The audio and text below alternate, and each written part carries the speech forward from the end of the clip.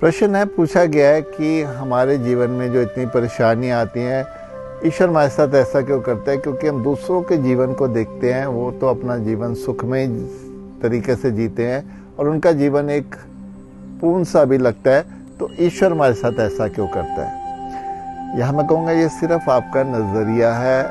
ईश्वर की तरफ से, सृष्टि की तरफ से किसी भी जीवन में कोई फर्क नहीं है। अगर आपके जीवन में सिर्फ सुख ही सुख हो, खुशी ही खुशी हो, कोई परेशानी ना हो, तो जीवन कैसा होगा? आप अनुमान लगा सकते हैं कि जीवन एक खोखला सा होगा, उस पर करने के लिए कुछ भी नहीं होगा, सीखने के लिए कुछ भी नहीं होगा, ना कोई ऐसा अनुभव होगा, ना जीवन को पॉलिश कर पाते हैं। इसलिए ये जीवन की रचना ऐसी है।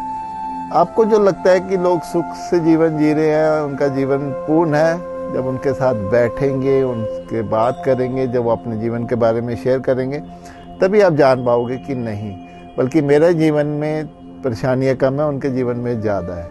लेकिन ऊपर से देखने पे हमें दुनिया ऐसी ही लगती है। पर आप जो कंपेयर कर रहे हो, कि एक तुलना लेकर आ रहे हो कि उनका जीवन है, यही शायद आपको नाखुशी दे रहा है। इसलिए जीवन में हम जितना कंपटीशन में जाते हैं या कंपैरिजन में जाते हैं, हम अपने आप को और दुखी करते चले जाते हैं।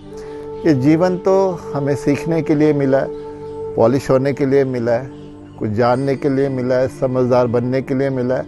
और जब तक परेशानियां, कठिनाइयां, दुख हमारे जीवन में आते नहीं हैं, तब तक ना हम परिपक्व होते हैं, ना समझदार होते हैं, ना ही हम अध्यात्म की राह पर चलते हैं।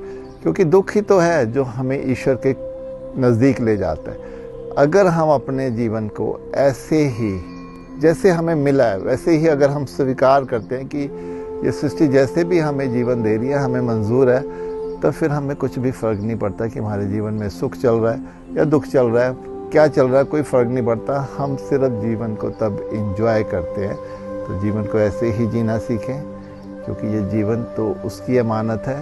और जीवन को हम जितना नेचुरल लेंगे, जितना लाइटली लेकर जिएंगे, उतना ही हम शांत, आनंदमयी और खुशी भरा जीवन जी सकते हैं।